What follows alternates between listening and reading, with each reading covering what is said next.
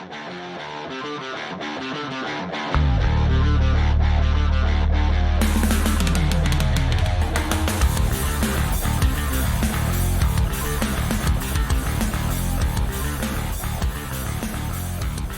to Podlomania Podcast, your photography and video podcast, where we introduce you to some of the most amazing creatives from around the world.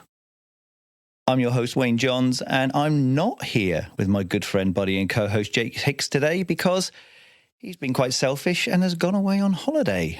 He's down in Cornwall enjoying the Cornish sun, some pasties and some cream teas, no doubt.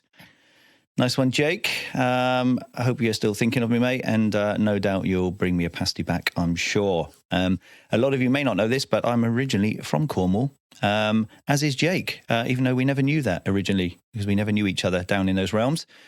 So I'm quite used to enjoying the Cornish sun, and I do enjoy a good Cornish pasty and a cream tea, so it really appeals to me. But Jake, don't worry, my friend, I'm not jealous at all, buddy. Not jealous at all. Jake will be back in the next episode, so don't worry about it, folks. We're going to run solo on this one today. But welcome to episode 30. And today, we're going to talk with British-based fashion and advertising photographer James Nader, whose endless list of clients and creative work span over a lengthy 25 years. How you doing, Wayne? Nice to be here. James, finally. That's a lot, man. Welcome to the show. 25 years, gosh. Sounds a long time ago. I feel the same pain, don't worry.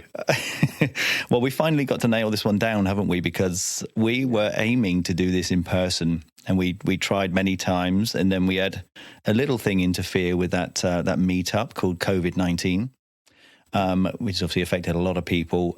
So eventually, after a bit of diary hopping and schedule remapping, we've finally nailed it down for today. Finally got it sorted. Well, it's great to be here anyway. Thanks for inviting me onto your show. Thank you, my friend. I've been looking forward to this one. And here's another little note for Jake, because he'll probably listen to it when he goes out. So he's going to be a bit jealous because you are a Nikon shooter primarily, aren't you? I am, yeah. I've been Nikon since film days, so it's quite a while. I did have a little stint with a Canon T90, which is a long time ago, but I just went back to Nikon. Yeah, no. I mean, I've never touched Canon, and it's nothing personal. Yeah. It's just business, as they say, and I just prefer it. Yeah. You like what you like, don't you? You're used to what you're used to. Right. Okay, James, this is the first question we ask all our guests in every single show is coming your way right now, my friend. Right. So for our audience, James, how would you describe yourself and what you do? Well, I suppose I come from a creative background. I come from a university-style degree in photography, stroke graphic design, and I'm more of a creative stroke avant-garde styled photographer, which is where I'm probably moving more towards now. Although I do a lot of commercial advertising work, it's probably how I feel about my work, you know, like I suppose Peter Lindbergh or Merton Marcus. Yeah. They're sort of some great people. Nice. Yeah. It's how I sort of see my work, although a little bit further down the ladder. Well, it's just that maybe we're not on the same radar, mate. It doesn't mean our work's not as creative. Bigger radars where they come from that we have. That's it. No, it's nice. And it's nice that you speak of your work and you're interested in the work that way. You know, rather than just commercial banging it. You know, you've already injected your passion into it by giving our listeners a bit of what sort of style you sort of aim for and what you like. That's nice. Yeah, I mean, I sort of really do love the fine art side of the photography, and I like it more so since COVID. I've sort of gone and searched through my database of images and what I do, and I sort of really enjoy that style more so. I'm going to be doing more of it, less client-based and more my-based.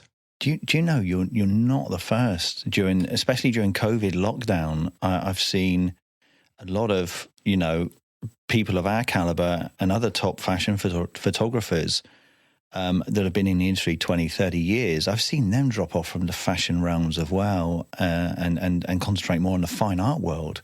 It's something that seems to be a massive change in direction just across the whole industry, I feel. And not only because of COVID, I've seen this actually before COVID. So no, I sort of agree with that. And I've sort of been one of these photographers, and I've sort of seen over the last 20 years, I've always been courted by fine art galleries and people who wanted to represent my work in galleries. I never really engaged with it that much until probably recently, when a gallery in Amsterdam Goggle-Line Gallery, they sort of decided to take some of my work and actually sold a couple of pieces, which was really great. So, but they were putting them up to about 1.2 meters by 2 meters and putting it behind Diaset. And I sort of thought, somebody says, why don't you do more? So I looked at all my work and I've just created a little bit of a fine art website to try and get that off the ground. But I'm sort of experimenting more and doing more of my creative stuff. I know creative stuff for me doesn't necessarily equate to, I suppose, clients necessarily at this stage, but it's more of where I come from, what I want to do. It's more about what I want to do now. That's it, really. I'm kind of with you on that as well myself. I mean, I've pulled out from the fashion world quite a bit over the years. Beauty world is still there, quite prominent, but less and less commercial fashion, but like yourself, more fine art, fashion, portraiture in that sort of style, more creative. Without the boundaries of a client. It's quite nice. So that's probably how we met, wasn't it? Off and on a few years, probably. We met up, didn't we? Through one of the clients or contacts that we're working with a few years ago. Yeah. I watch your work, I see what you do, and I can see that you got quite a really good, strong beauty sort of fashion look. So in your work, I mean, you do stills and moving images as well, and you also have your own media production company as well, don't you? Yes. Yeah. So the media production company is based around some of my more commercial clients, and because I had an agency quite a few years ago, 10, 12, 15 years ago, I had an agency, employed about 17, and it was more of the new media age then, and I was the creative director. I sort of fell out of love with photography and went into more of a creative director role. But the media company is just the same version of that, but with today's technology. So it's more production based. Small production. It sounds grand, doesn't it? Production. It does. A grand production company is just a small group of people, light on their feet, producing great content for clients. And it's not a weekly thing. No, it's a monthly thing, but it sort of supplements in between what's going on. I sort of got the bug for video and a bit more of the production side of things a few years ago, and you can't always do everything yourself. And I just feel that sometimes you work very much on your own, and it's nice to work with some people. So with that then, do you, when you're doing stills and video, video in terms of BTS and things, we know obviously you've got a guy on the camera, doing the video work while you're shooting the stills. But do you do the filming yourself, or do you just have your small team where you're shooting stills and you've got your film guy doing the video? It kind of depends. I think if it's fashion based, then I tend to like to get behind the camera and direct. Behind the scenes is done by a production team. Clients bring their own in, or I bring my own in. I do work with a guy, if I'm going slightly higher end, he's got Red camera, so I bring him in to work with me. He's got all the gear. I mean, you can't buy all that kit in yourself and use it on occasion. No. So he's got all of the Red kit. He's got all the Canon prime lenses. So he does that. When it comes down to some of my clients, I tend to like to direct somebody or direct and shoot. So, creative director sort of thing. It just depends. Yeah. It just depends, really. But I do like that process. I like the idea of directing and guiding lighting, and a bit. I suppose it's like director of photography is probably what I would have liked to have been in the films, really. Yeah, get you. Yeah, nice. Yeah, very nice. Now, I have to say, I've had a look at your websites recently as well, just sort of a refresh on those. And I've got to say, James, they're looking very polished, mate. They're looking very, very nice indeed, very crisp. Oh, thanks for that. Well, don't pick me up on my main one, my portfolio website, which is the .com/.co.uk. Right. Because I haven't touched that for quite a while, but some of the other things I've been doing. Yeah, so I taught myself web design with WordPress and that, and part of my agency used to have 5 hand coders. So I picked up a lot of tips from the guys, SEO optimization. Page 1 of Google, I might add, for... Got a question coming up about that later on in the feed. Oh, sorry, I jumped the gun. No, you're right. You haven't got the question, so don't worry about it. Yeah, and I was going to say that. I say websites as well, plural, because you do have more than one, don't you? For different reasons. Unfortunately, yes. I do get chastised by people quite a bit saying, why don't you focus down? But I learned very early doors when I went back into photography about 12, 13 years ago that it's good to wear different hats for different occasions. And that came out of a conversation with an agent once. I said, well, James, what do you do on a weekend? Oh, I take pictures. Oh, yeah, okay. Well, what do you photograph? Well, I kind of like going out and doing landscapes. and the look of disgust on her face. I beg your pardon. So I like to go and take landscape. Well, why would you do that? Because I like to be in environments. Yeah, but you're a fashion photographer, or that's what you're telling me. Why don't you do it to practice and test your lighting? Well, maybe I need a break. I've got to have a hobby, and I'm very much driven by nature. So a lot of my pictures are driven by backgrounds and environments, which I really love to be in. Or maybe landscapes is just my downtime, for Christ's sake. It's just my downtime. Yeah, I thoroughly love landscapes, but I soon realised that it was not going to generate me an income because I was told it wouldn't. So there you go. It is what it is, isn't it? It is what it is. But no, I mean, they're looking very nice. Obviously, we got your website links in the show notes, and obviously we'll get you to reel those off at the end of the show anyway. Brilliant, yeah. Obviously, sensitive subject at the moment. Obviously, due to lockdown, we've all taken a bit of a knockback in work and commissions and clients and doing anything really. But are you diving back into creative things again now? Are you starting to get those wheels in motion? I mean, I know you were on a shoot last week, hence why we couldn't record this session. But how did that go, by the way? Well, excuse me. I'm part of what he threw that. So early doors in my career, I became very much involved in composition work, creating lots of pictures, joining together, compositing in Photoshop. And one of my pre-existing clients came back to me and just emailed a visual. Yeah. And I said, what's this? Can you do it? And it was just a thumbnail sketch. And I said, yeah, just elaborate a little bit. So that's currently a job I was shooting. I shot the model in the studio, and I'm doing the composite work. We did some behind-the-scenes shoots. It was in France, actually. We did some shots in France of the land. So not big budget, but interesting. So, but to answer your question, it has dropped a little bit, obviously with COVID, there's, of course, agencies and agents and production companies aren't just going to have the budgets, because if you've got a 20 grand, 30 grand budget for something, you're going to go, hold on, I'm going to keep that for myself because I might need to exist a little bit longer. Yeah. I think diversifying and looking for different angles on what you're doing, which is something I've always done, dance around, like UFC, dancing around the ring. Got to do a little bit of that. And but I have seen a massive drop in not just business per se, but actually social media as well. Social media for me is really just it's tanked for some reason. I don't know why, but it has. But things have dropped off and things are not like they were. So, it's not just everybody else, it's me as well. Yeah. And we said this earlier off air anyway, didn't we? We said, particularly the fashion world of photography has changed pre-lockdown anyway. It's been changing over the last couple of years. It's been taking quite a diverse turn and has not been as buoyant or as active or as lucrative as it once was. And we said that before, it's a very watered down market now and a very difficult one to successfully exist with a name, with your brand. Well, I think you're 100% correct there. There's so many people out there shooting well.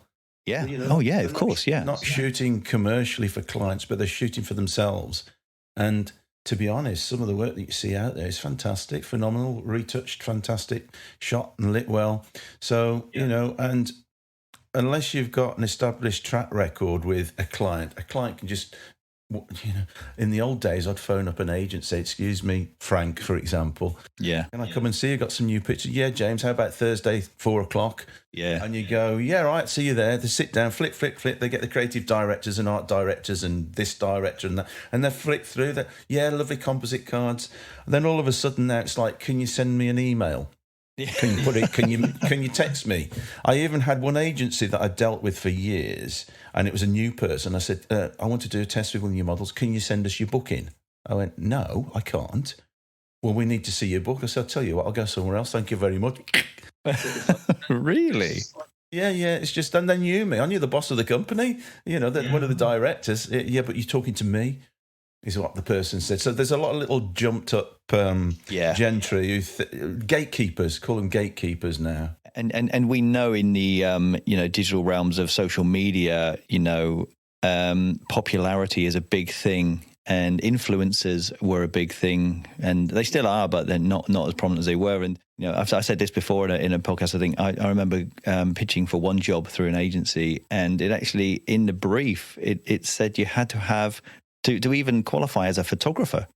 For the photographer to qualify, you had to have a minimum of 10,000 followers on Instagram. It's just ridiculous. It's just absolutely. It makes their job easier. Yeah. It makes their job easier because they've got people to talk to. Instead of, an agency now needs you to have followers and Twitter followers and likes and stuff, because it makes their job easier to disseminate the pictures through your social media instead of getting off the backsides and doing it themselves. Yeah. How about I just send you some of my work so you can see the quality rather than just 10,000 followers where, half of them may be bought. Do the pictures? Well, why don't they do the pictures themselves? In fact, a lot of agencies are doing that. They're bringing their photographers in house, aren't they? A couple of fashion brands like Boohoo and Misguided, they employ their photographers and videographers now. Yeah, it's a cheaper option. It's a good option. Yeah, that's right. Keep it all in house. Yeah, keep it under control. Yeah, that's it.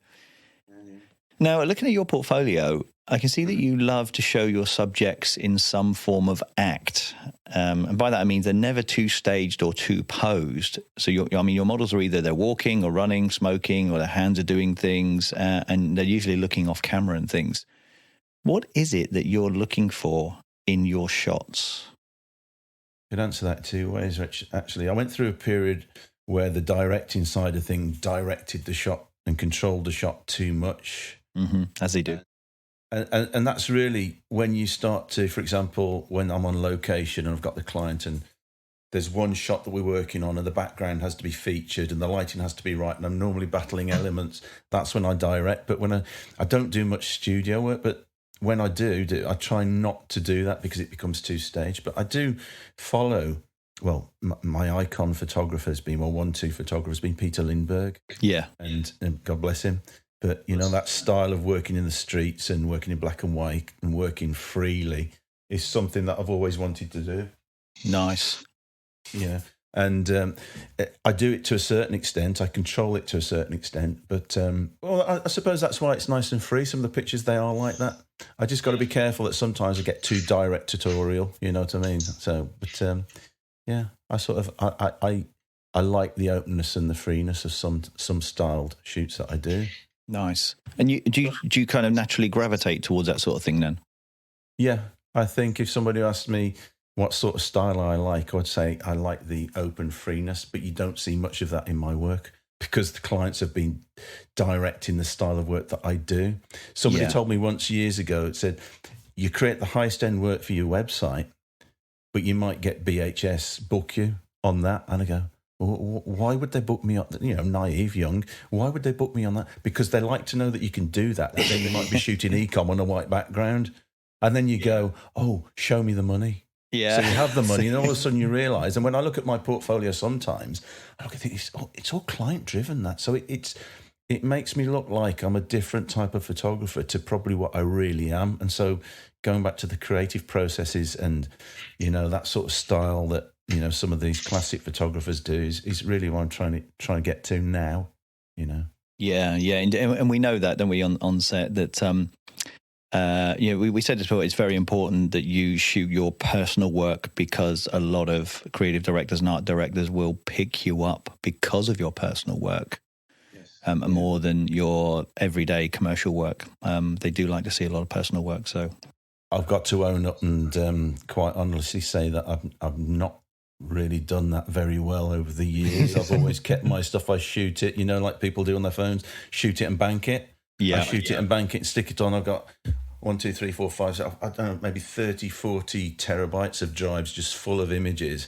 And it's only now I'm going through and I'm thinking, that's why I did a journal. That's why I started this journal. So in lockdown, somebody who's got a stock library in London, Loop Images, named Paul Mortlock, he said to me, why don't you do a journal? I said, well, I can't be bothered with that. I haven't got enough time. Well, you've got an hour in the morning. Yeah, but I don't write.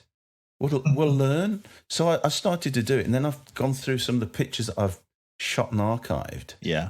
And I go, actually, that's a good shot. It's not fashion, but it's it shows that you're a photographer doing something else. And so I'm sort of releasing some of this stuff. But I've got this wall that I come up against and go, ooh, people don't want to see that. And I've got Jack, who's my assistant, goes, James, they want to see you, not what you put out all the time. Yeah, but yeah. And I'm always asking, I'm always fighting these questions of whether it's the right thing to do. But yeah. It's the thing, isn't it? Yeah. It's a tricky balance, isn't it? It's a tricky balance. Shooting bank. Yeah. Now we see a good number of in your work. We see a good number of male models. I mean, I see a mixture of both, but I see quite a lot of males in your work. Do you find men easier or harder to work with? And I only ask this because sometimes I feel that men's poses can be limited to a degree because they're always trying to show off the masculine side of a man, and obviously certain poses just really show that off. Do you have a different approach or a particular thing you're looking for when working with men compared to women? Well, I think photographing men, and I sort of sway between times where it's women or it's photographing men. But the reason why I do that is because when you're trying to do something for yourself, it's easier to get a man to stand in the street in Manchester, bring their clothes along that we've got from a men's shop, put a little bit of translucent powder and bang, off you go. Yeah. When it comes to a female model, it's where they're going to get changed. Where's the styling? How's the hair done? The makeup? And it just, for me, sometimes I get so frustrated with that sort of scenario that but I lived in Athens for a couple of years, and I assisted and worked in Athens, and I sort of developed this style because the men's shots over there were very, it was Max magazine, which was very strong, and the crucifixes and the cars and the cigarettes and stuff. Yeah. And it just became quite easy to do that. I quite liked that style. And it didn't really migrate to the UK as well. Yeah. But no, I like to photograph. I like to photograph anything that looks interesting. So, but answer to your question, I think male has been easier over time. Yeah, without a doubt, there's a greater percentage of the time there's a lot less to do with males, unless he's like Jake, of course, where he's got long flowing locks, that need attentive care. It's fantastic. He's always got access to the ladies. No, so that's the main reason. Then that's quite a simple explanation, really. Social media, you see. Yeah. So there you go. If you photograph predominantly women, which I do, I mean, I've got to say 96% of all my work is female based. Get out there and try something else. Go and shoot some males and look for some different angles and different type of work. Just final point on that. I think when I went into photography early doors, a lot of menwear companies came to me. So I used to be the regular photographer of Chiro Menswear, Horn Brothers, all this type of stuff. And so it just developed from that, really. Yeah. Yeah, nice. And you were saying earlier, you shoot predominantly location or natural light, don't you? Not sort of studio-based and studio lights. I'll be honest with you, studio scares me. Although I can do it, it just scares me because I look at that plain background and go, oh my God, what am I going to do? It's easy, James. There's only so many ways you could put your lights and make it look interesting. That's an easy one. It's called build a set. Oh, no, I know. But, I'm quite a lazy photographer. If you turn up in the environment and you just go... Actually, I quite like the challenge. Somebody said to me in one of my journals a few weeks ago, I said, it looks like you like a challenge. And I said, yeah, I sort of like to turn up at the location, moan a bit. Yep. And then go out, do a little walk around, where it looks like I'm really busy and interested. And inside, it's like a duck on water. I'm looking nice and comfortable on top, but my legs are panicking like mad underneath. And sometimes the challenge it kind of makes me think a little bit more. I think, Yeah. I know you might. I don't know if you're touching on this later, but Iceland was a massive challenge for me because it's coming up wind that one, and rain and stuff, and it's challenges like that get me going. I love environments. That's leading right into it. It's coming up. But I know what you mean though. It's like a duck on water because if I do location shoots, sometimes you get in the landscape, you're looking around to see where you're going to capture your shots, and sometimes I look at some landscapes, and I go, well, what the hell am I going to do with this? And it's not until you actually get the model in there where that all comes together. It's the model that makes a difference. Throw a bit of light on, and then as a plain background just suddenly changes into something really interesting. Yeah. That's why I tend to take a little single light on location, underexpose the background just slightly, and it just creates... But Annie Leibovitz is a great advocate of that style. Yeah. One light, underexposed. It just makes things look different, theatrical. I'm laughing there, not at obviously the one light, not at what you said, you take a light, but it's the one light thing because I love shooting with one light. And if Jake was here now, he would have already tutted and sighed. He gives me like the master of one light. He calls me other things, to be fair, but he says you and your bloody one light. It's like, I love it. I love shooting one light and getting creative.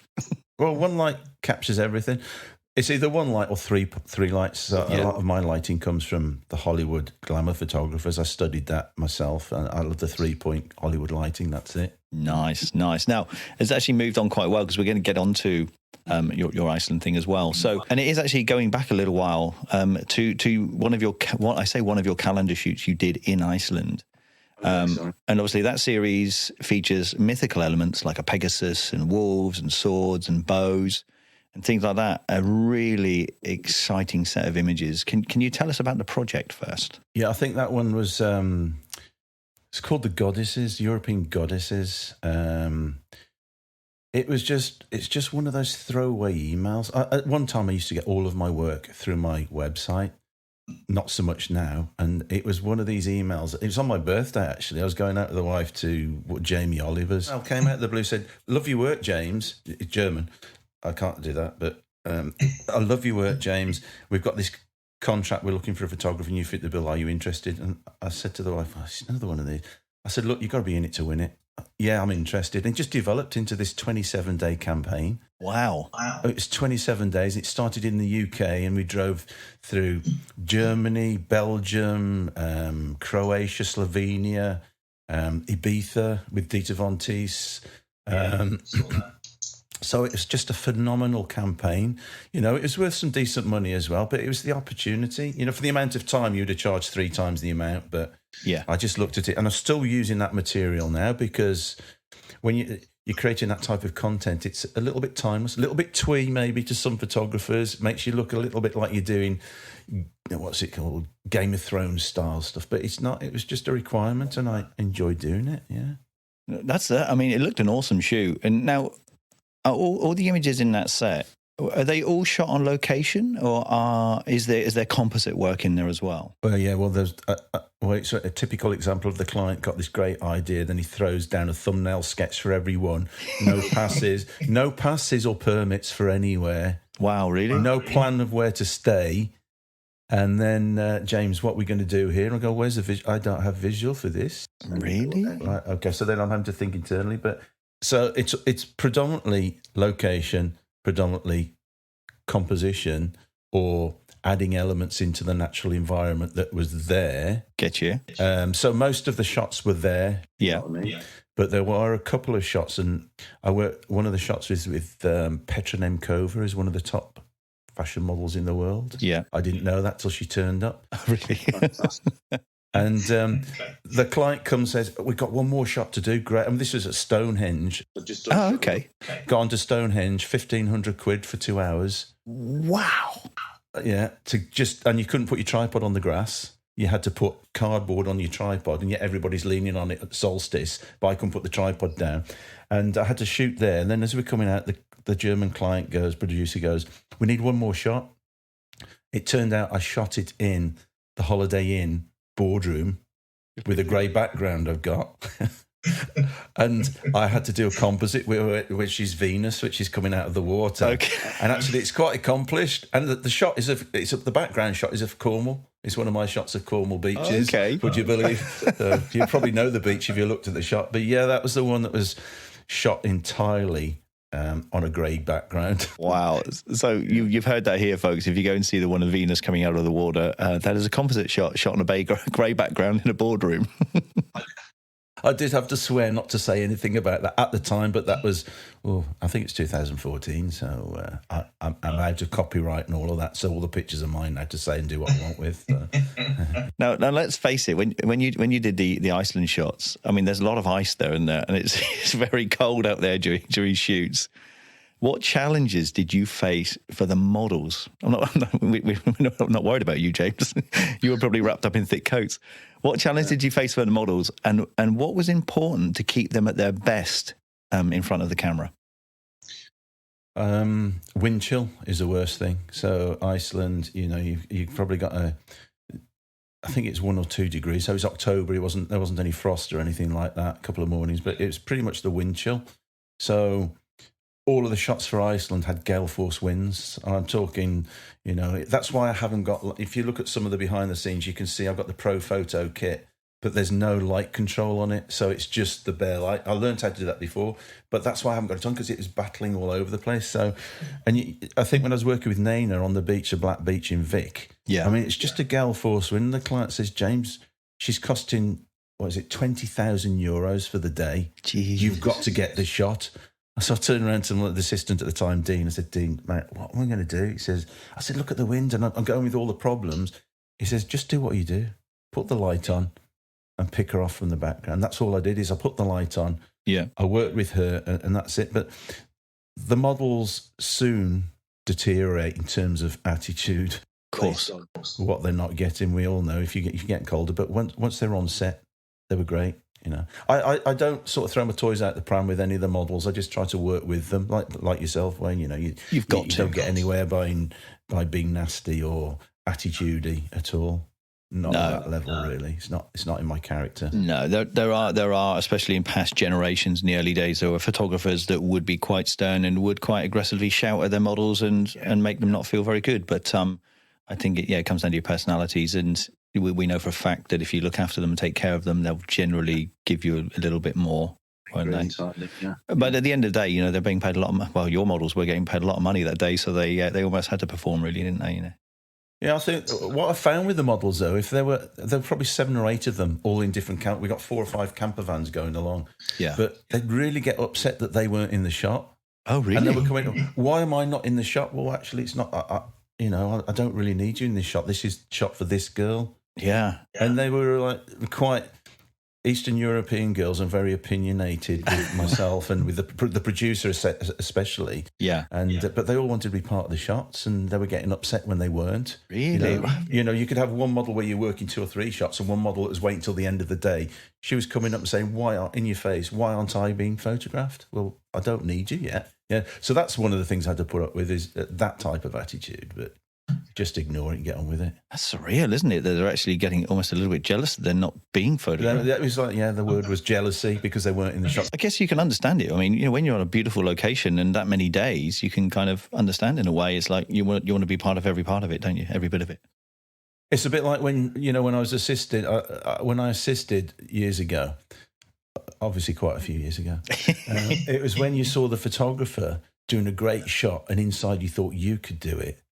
You used to be envious. You think, oh, shaving cream, I could do that. I was going to say shit, but you said I can swear, so that's fine. I was assisting photographers from London when I lived in Athens, and they're coming on direct bookings to do all the magazines, and I was sitting there and standing there and watching them do it. I can do that. Why are they doing it and not me? And I used to get envious. So it's a little bit like that envy that the models can see the shot and they're not in the shot for their book. Yeah. Fully understand it.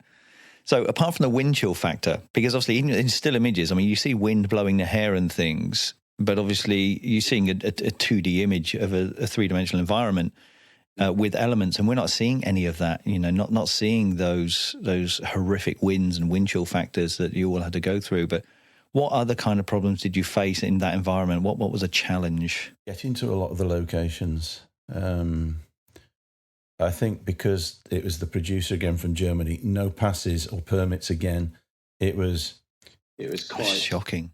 It was shocking from my point of view, because it puts you under pressure. You know, you're ultimately the one that's delivering the content. If you don't, then it's your fault. But if it's not set up for you correctly in the beginning, it puts you under immense pressure. So a lot of the time it was that type of scenario, but equally it was getting to the location. So for one of the shots of the famous DC-3 crash, I can't even pronounce the beach that it's on, but it's a DC-3 crash, and it's about 3 miles to the location. But this is the one time that the producer had thought about it, because all the equipment had come from Germany via van. Mm-hmm. He'd put his BMW motorbike in the back of the van, so we pulled it up there and we transported everybody 3 miles to this location, the core team, and we set up and shot there. Wow. So it's access to the location, and all of the locations in Iceland are pretty much owned by a small amount of people, and you do need your tour guides to get there. Otherwise, you get into some serious trouble. One guy threatened to shoot this Marco guy because he was sitting on his turf house. Really? Which is a classic turf house. Right. Like Viking style, and they're all running across the tops of these turf. I said, you can't do that. You know, obviously in the UK, you've got all these boundaries and guidelines. You can't do that. You can't do it. Next thing he comes out and he says, I'm going to shoot you if you don't get off it. And he says, I'll pay you some money. He says, I don't care about them. Get off. If you don't take all your crew off this site, I'll get my gun out and I'll shoot you. Wow. And it would have been within his rights to do it, I think. But we didn't hang around. He tried to negotiate the deal, but we just all got in the vans and disappeared. Not the would you risk it for a chocolate biscuit kind of scenario, is it? Not really. And one other point on that is equipment failure. And for example, I had the failure. I won't mention the brand, but it's a leading medium format brand and not Fuji. You can mention it. Don't worry. I mean, we all know electronics fail in extreme environments. Failed. It was a Hasselblad failure. The back fried. That was one of the problems I had. But I'd just come to the last shoot of the last day before we moved to the next location, and I was shooting some of my own stuff. Or in Iceland, in Iceland, we got out the vans. We walked about a mile across all this up and down rocks and everything, including Naina 99 Red Balloon star. You know, you probably know. Oh, yeah. She was there with her entourage, our entourage. We got to the foot of this glacier on the black sand that was sinking. We set up the shots, and the producer, who brought all of his own B1 power packs and stuff like that, gave me the wrong one. It was flat. So as soon as I set the whole shot up in the wind and the squalls, take a picture, nothing worked, and she was getting a little bit leery. So just quickly, he ran back to the camper vans to get the extra battery. So Dean says, "You've got a speed light in your bag, haven't you?" I always carry a speed light, an SB 900 or whatever. He says, "Why don't we use that?" I went, "No, yeah, okay, I've done it before." So we just got the SB 900. Well, SB, I can't remember what it is. Nikons are the SB 900s. Yeah, SB 900s, and we put it onto the adapter for flash. You know, the flash sync. Plugged it onto the Nikon, pointed it over above at the model, Naina, and her daughter. It was a shot for the calendar. Oh yeah, I know the shot. Yeah. Mother and daughter. Yeah. Because I'm underexposed in the background by a stop or two. Yeah. Said, right, we got it. By the time the guy had come back, we'd all shot, packed up, and he goes, what's going on? I said, "I've done it, mate. Come on, let's go." That's how we rock up in the UK. We get it done and get on with it and get out. You've got to be on your feet. You've got to learn how to adapt, haven't you? So quick in shoots, because sometimes equipment and kit can fail, or sometimes you just need an alternative, and you've got to know how to still be able to pull that shot out of the bag when you haven't got everything that you would normally use. It's also good to have somebody around you that thinks outside of the box bigger than you. Yeah. Because sometimes your legs are going like crazy underneath the water trying to work out what you're going to do, and you can't, I'm being honest with you. You probably think it's all polished and stuff like that to your listeners.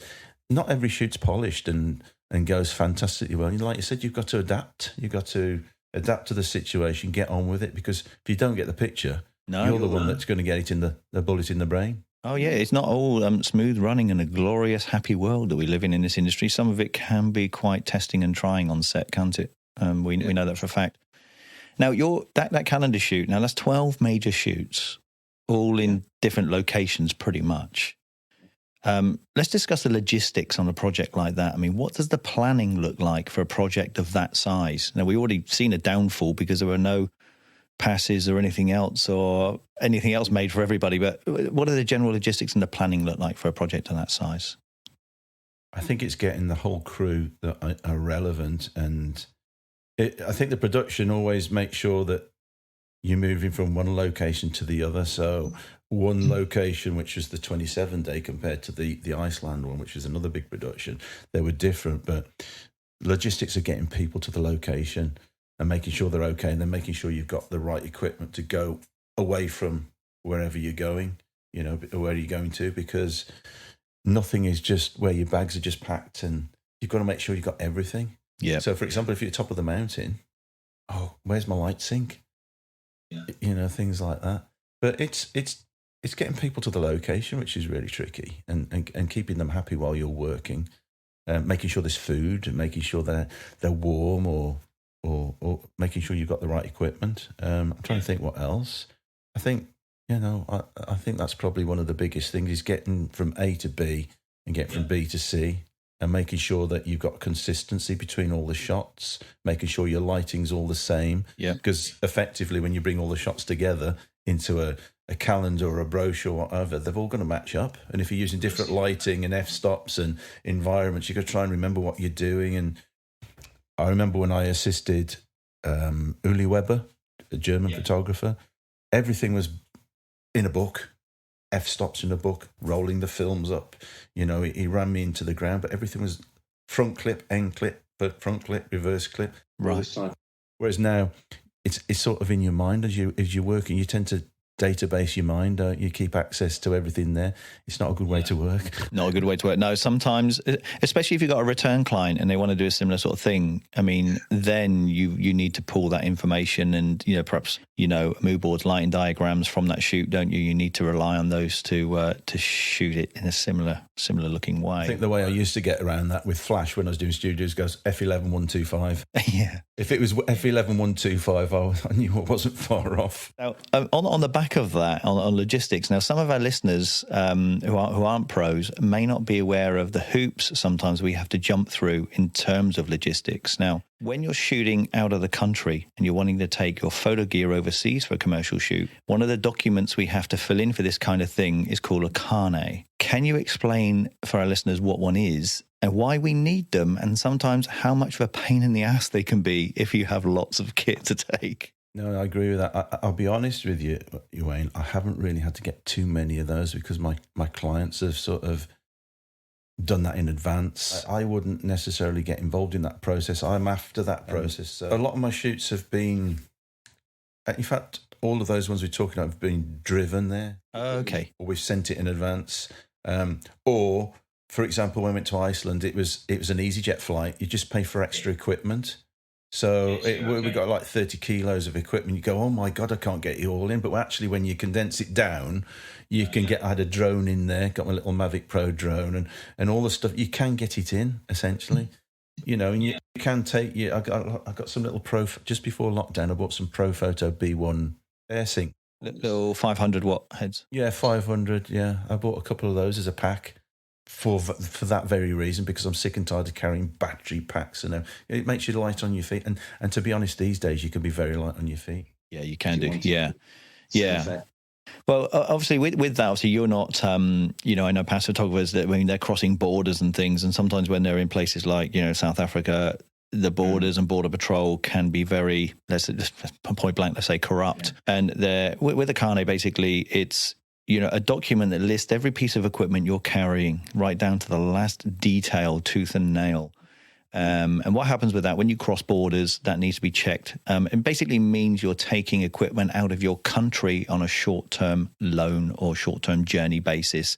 In other words, you're not taking it in another country to sell. Because they're worried about selling and stuff like that. Worried about selling. So a carnet is to let border control know that you're taking it out for a purpose and it's not for sale. It is for short-term use, and then you're going to bring it all back again. Now, sometimes in other countries like South Africa, if you cross some of these corrupt borders, a lot of photographers can run into problems where border patrols are wanting cash in hand to allow you to bring that through. And if you're not very conversant with that and very supportive, some people do have their kit confiscated. And had that as well. Have you had that as well? Have you had kit confiscated before? That was when I was a little bit more naive, when I went to live in Athens, for example, to go and work over as a direct booked assistant of direct booked photographers. I thought, well, because I'm staying here, I'll bring my enlarger over. It was in the film days, so I'd bring my enlarger and all the stuff that went in. And it was one of these Patterson kits. It was fantastic. Oh, right, yeah. I was assisting, so I was doing pictures of my own. Nice. I'd sell the pictures to models to make my living, to live in Athens and go on holiday. But everything I used to bring into the airport used to get confiscated for so many weeks, even though I got some sort of carnet and receipts and things like that.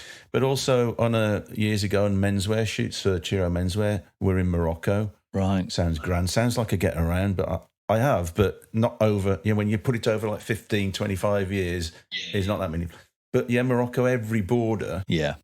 We would get stopped. Yeah, I heard that. Me to get out, because my second name being Nader. Right. I would be taken out and I'd be marched into a small... These days, you'd be very wary about doing that type of activity, because taking me out of the car and taking me into the border control... But there weren't borders per se. It was just little provincial borders, and they'd take you out and there'd be a couple of guys with rifles. Yeah. And they'd take me out and say, where does your father come from? Well, what's that got to do with it? And I go, well, Nader, are you this or are you that? No, I'm English. Yeah, but this name doesn't indicate that. And, now you'd be worried about that. But yeah, so, and they'd always rifle through your equipment, see what's there. But because they didn't have any way of taking it and selling it, they didn't know really we were okay. Whereas now they're a little bit more, well, it's a camera, it's worth so much, I'll take that and sell it. Yeah, it's shocking, and it's so shocking and corrupt. Yeah, and in some of those countries like that are a bit more high risk and corrupt, it can be quite dangerous as well. So, folks, if you're planning a commercial shoot at all, make sure you have all your paperwork in order if you don't want to risk losing your gear. And if you're working for a client, make sure you have all those contact addresses and phone numbers if they're not with you, in case you need any backing or support on that. Bailout, yeah, indeed. Right, James. Well, this first part of the show done. Now we're coming to the fun section. Okay, we're coming to, here it is, folks. We do it in the middle of the show. It's our rapid fire, not so rapid fire round. For our listeners of previous episodes, it used to be our rapid fire round, but we found some questions weren't answered as quickly as the title suggests, so we've renamed it the rapid fire, not so rapid fire round. Are you ready for this, James? 10 random questions that may have no intellectual use for anyone and may not even be photography related. Take some time to answer. Apologise in advance. I think you'll smash this, mate, to be honest. Okay, for your on-location shoots, what gadget is a must-have in your camera bag? Light meter. Oh, good man. That's a question later on in the show as well. Perfect. Have you ever dropped or lost a camera on a location shoot? I've dropped a camera and smashed it, and I've also completely drenched a camera and had to have it replaced. Nice. Pulling one from your Iceland trip, can you make me look good on a Pegasus? I could, yeah. Just need the right stylist and the right makeup artist. The lighting would do it and the location would be perfect. And a black bag over my head and we're done. Eyes and mouth cut into it and we'll be fine. One camera, one lens, what would it be? It'd be the Nikon 2470 and the Nikon camera, yeah. Which Nikon? D850. Nice. That's what Jake uses. Oh man, he's going to miss these questions so much. Oh, we've kind of had this question already. Ever had any photo kit confiscated at an airport? Yes, I have. Athens airport years ago. Did you get it back? I did, but it took probably over a month and a half because I was actually living there, yeah. A month and a half to get it back? Yeah. Well, it's a lot of red tape when you go to a place like that. It's like, oh, come Avrio, tomorrow, come tomorrow. And tomorrow never happened. Jesus. So, there you are, folks. If you ever confiscated, cancel your shoot for the next 4 weeks. How many croissants can you eat in 15 minutes? Oh, one. It's not my type of thing. Have you ever done a cheap camera challenge? Do you know what that is? I've been asked to do them. And I've seen people do them, but I haven't. But sometimes I use cheap cameras anyway, so it doesn't matter. Yeah, no, I'd love to do something like that. I've seen it done. I think it's quite good. I like the idea. Actually, does one of these lomography Polaroid cameras count? I've got two. Yeah, I guess. Yeah. Could I've used one of those not long ago. In fact, the week before, and it was pretty good. Nice. There you go. We're going to get you something even cheaper and even more rubbish. See how you cope with that one. It'd be a good laugh. It'd be fun, wouldn't it? Colour or black and white? Black and white. Ooh, I can hear Jake cringing already, even though he's not here. Yeah, but he's very colourful, isn't he? I like colour, but I come from the classic Hollywood black and white movies, film noir. I love the subtleties of dynamic range and tone in the highlight. I just love it. Creamy whites. Love it. Same, man. Same. Digital or film? I would have said film, and I like film. I used to do all my own black and white processing and printing for clients and everything, but you know what? The only time I go back into a darkroom to do some fine art stuff, commercially, Photoshop and digital all the time. You don't need Polaroid. It's instant. Throw it away. Use it whatever you want. So it's a bit of a dicey one. That game of two. Is it a game of two halves? Is it or something? Yeah, double-edged sword, hanging in a balance on that one. No definitive answer. Oh, tension. I think if I had to choose at the moment, it would be digital. But for fine art point of view, I'd love to go back. I've still got my film camera in the attic. I've got my Bronica ETRS with all the lenses and everything. And on the odd occasion, I do a little browse on eBay for the Pentax 6.7 kits. Oh, you're gonna hate this. Jake recently bought a new Pentax 6.7. I'd like to get one. It's just I want to be able to use it. That's the thing. Otherwise, it's like everything else you start buying and collecting. You don't use them all. You just feel that you need them, but you don't actually use them. See, I was always a Mamiya RB and RZ guy in the day, so I've still got those. RZ67. Yeah, I've still got a couple of those, which I still shoot in film. The only thing is, though, with film, you had to do that compensation for the bellows and stuff like that. So for close work, yeah. How many times do you put a film through processing and you come back, oh my God, it's dark. What's the client going to say? For close-up work, you do have to do compensation for exposure on a bellows. Yeah, indeed. Right, last question. Question number 10. Name one thing or one person you'd really want to get in front of your camera. Linda Evangelista. Oh nice. Cheekbones on her. Oh my God, what? But in the day of the 80s and 90s, when she was at her height with the short hair and the lovely Italian Dolce Gabbana look. When she did the George Michael music video in the handlebarred. I talked, when I said to the wife, I said, oh God, just love to photograph it. It's just, for me, that's the look. That's the look for me. Beautiful. Well, there's our rapid fire, not so rapid fire round, as it proved itself again on question 9. I enjoyed that. That was good. See, I told you it'd be painless. And it sort of gets you to search about yourself, doesn't it? When you put on the spot and think, oh, I never thought about that. Yeah, that's right. So, I mean, that was quite subtle, to be fair. Some of them are so random and not even related to photography. So you had a lucky escape, really, I think. It's quite gentle. Now, you've kind of answered this already, but I'm going to just go a bit deeper on it. Are you still a light meter kind of guy when setting up? Or with the digital age of mirrorless, do you find yourself using a light meter less now? And would you still encourage people to use and understand a light meter? Okay, yeah. So recently, years ago, I bought I can't even remember what the light meter name is. Sekonic, I think it's Sekonic, one of the big la-di-da ones. I bought one of those because I thought, and I used it a little bit, but like you said, when was the last time you really needed to get into a studio and use a light meter? You just go bang, oh, it's a bit dark. Power up the light, open up your ISO, open your f-stop, you're done.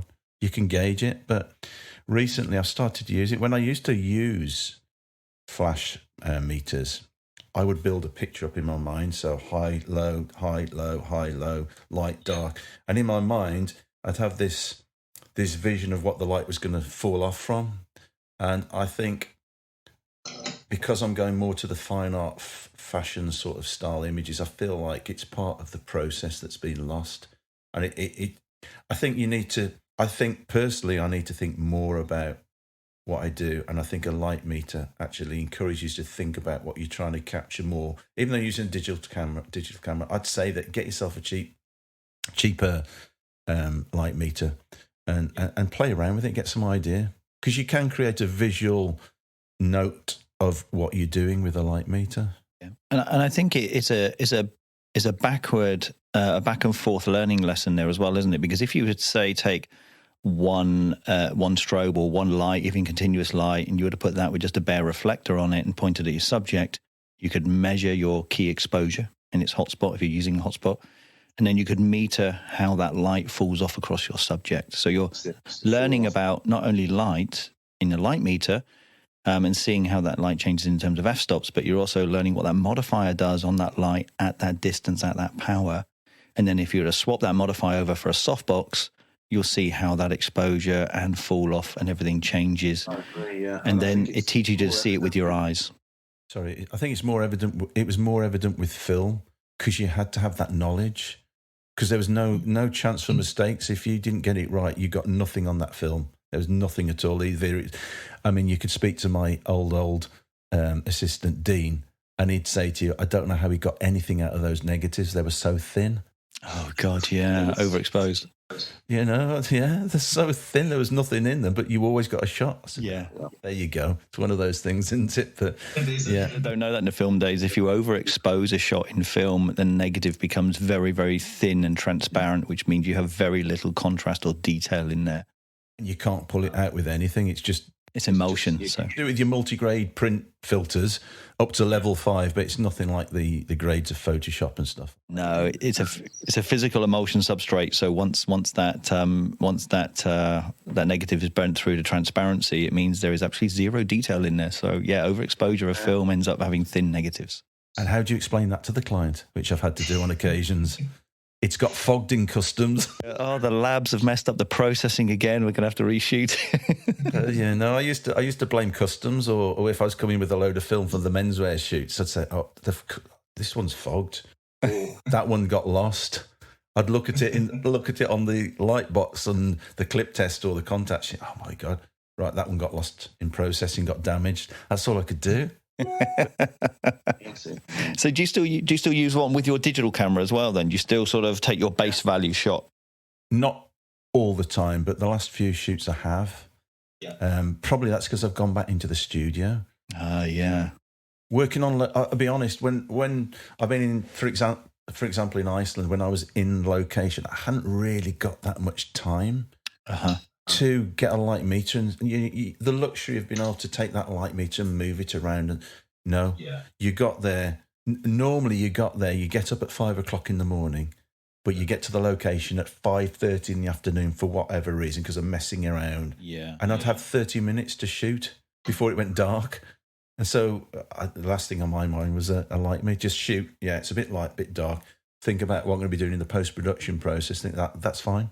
Yeah, and the thing is, with modern flash technology and sort of battery operated flash or strobes or monoblocks now, a lot of our triggers on our cameras, we can control the lights from our triggers. So there's not a lot of running back and forth, is it? I mean, once the light is in position and at the angle you want, you can knock the power of the light up and down basically from on top of your camera, can't you? So it is quite quick really to do a visual adjust. Right. Now I see a lot of great lighting in your work. And for me, great lighting, I feel, should overrule how expensive a camera you can buy or use. Agree entirely, yes. How important is light, shape and form for you in your work? And why should photographers pay more attention to that than having the latest piece of camera gear in their bag? Because you can have the latest bit of equipment, but unless you're getting the raw material, you're not going. It doesn't matter what you've got. And I think having the great light and shape and form, which I love that term, light, shape and form. I think it's essential to start with that and to create and craft, because you had to. These days, I find a lot of people will shoot shit and expect it to be pulled out and retouched in Photoshop. And they do. And to be honest, I've done it as well. I've shot some right shite. And it's come out okay because I go, well, Photoshop will save it. And the amount of times I've stood there with a client and they go, oh, what's wrong with that? Oh, it's all right, Photoshop. And if you didn't have Photoshop, you had to have your lighting. You had to craft with light. Like, for example, Jake. Yeah. Because he uses quite a few lights. His crafting, he knows. You couldn't just do that. I know he uses Photoshop a lot, but he crafts with his light. He knows what he's getting. You couldn't just stick one light on and get that. In fact, I was looking at Instagram this morning, actually, and I saw, on the feed, I saw this guy take some pictures of some gels, and his light, it got the gels on it, but he was shooting, and the model was moving the head, and it just frozen. I thought, wow, that looks really good. Maybe I should do something like that. But it's all about lighting and crafting with light. If you understand your lights and what it's delivering, I feel that then you got a really good chance of getting something decent. But if you just stick a model in the background, put a flash on, I think video's the worst for that. So even, I mentioned the guy's got these red cameras. I'm not going to mention his name. His idea of setting up lighting is a LED light panel at 45 degrees on either side and going, and I go, what are you doing? Yeah, but I'm lighting. No, you're doing copy lighting. I used to copy pictures onto a camera. Copy lighting. 245s. Yeah, 245s. No. So lighting for me is key. And the more simple it is, the better it is, from my point of view. I do like 3-point lighting, and I like 2-point lighting, a bit reflection and stuff, but I think you can be equally as clever with one light and reflectors and baffle boards, and you can get the same effect with digital processes. Yeah, and I completely agree. Yeah, I mean, obviously we're all different artists in our own right, and we all use however many lights we need to use to get our shot, but I'm a big lover of simplicity, and I use one light, and sometimes I use mirrors and reflectors to reflect that one light to turn it into a 2-3 light effect. So just because you got something that looks like 3 lights, it doesn't necessarily mean you need 3 lights. You can use reflectors and mirrors. It takes the edge out of the light. It does something different with it, doesn't it? And you're using the creative process a little bit differently with that. It's like we say, it's thinking outside the box. But to do that, you've got to be able to see your light in the first place, haven't you? You've got to understand your light before you do it. That's one thing a lot of photographers don't do when they're learning in the early years, is being able to see light with your eyes rather than looking at what happened to the light afterwards on your computer screen. Yeah, and I think that's what's missing in a lot. Obviously, I'd like to get my workshops going. I've never got to that point, but there's a lot of workshops out there with people who are doing really well, but they're teaching nothing. All they're doing is bringing people to a studio and letting them take some snaps, but they're not actually giving them the process and letting them understand what's going on. And I think that's wrong, and that's what's damaging photography. Understand the process, and you'll go out and get some clients. If you don't understand the process, the biggest example, I'm not going to mention any names, but I set up a production company outside of the one I've got in London with a guy who was going to be the front man. He went out, we got some business and stuff like that. I went on holiday, came back, and he said to me, James, while you've been away, what you've been doing? He says, I set up a company on my own. I'm going to be doing test shots of models. I've been telling you to do this for years. I said, well, isn't that a bit of a contraindication? Sorry. Isn't that a little bit along the lines of doing the same as me? Yeah. But I've asked you to do it as part of the production process. Anyway, I'm going to do it, bitch. That's what he said to me. And he went off and he started to do all these shots of models and things, and doing all right at it. But he said to me, he says, if I get a job that comes in based on the work that I do, you can do it. Why is that? And he says, because I wouldn't know how to light it and I wouldn't know how to deliver it and work with the client. I said, and that's why you're not going to be a photographer and I'm the photographer, because it's not about shooting something that's in front of you. It's about understanding the process and the client and the models and everything. And that's the difference that people don't understand. And I'm not saying that it's just me and I'm the big I am, but that is the simple process of photography as it used to be. There was a big process to being a photographer, which is now not necessarily there. And that's why everybody's a photographer. Yeah, and me and Jake have said this before, actually. The world is becoming very, in terms of learning, especially with digital online media, people are becoming very impatient and they don't want to learn how to make mistakes and learn from what they did wrong so that they don't do it the next time. We found out that when people are watching any video content, they want the content as short as possible. And they just want you to tell them to put lights in point A, point B, and point C, what settings you want them on so they can replicate your shot. They don't want to learn the process of why we put them there and why we don't put them there, and why if we put them there, it looks like this and it looks wrong. But then if we move them over here, it looks right. But then if we tweak it a little bit more, it looks even better. People don't seem to want that learning process anymore, which is a shame. Yeah, it's all convenience now. Everything is convenience, knowledge. Just tell me what I need to know and nothing else. I'm a bit like that as well, though. I've got to admit, when was the last time you lost your temper when the page didn't load on the website for 5 seconds? Oh, shit. Well, yeah, bloody internet, what's going on? My lad's the worst. It's just got to go off for an instant and he's down the stairs and he's going, what's going on that internet? It's gone off for 5 seconds. Give it a chance to load. And it is like that. You do get a little bit like, I expect it now, and I can understand where they're coming from. And for example, I played the trumpet as a student. I was at school for 6 years. I was a trumpeter, first trumpeter, and then I've not touched it for 40 years ago or something like that. However, I decided in lockdown to pick up a guitar. Nice. Yeah, but it's shocking. So I've tried for the last few months to do some plinky plonky strumming, and then I've left it for 3 weeks, and I thought I'm going to get a better guitar because it's going to.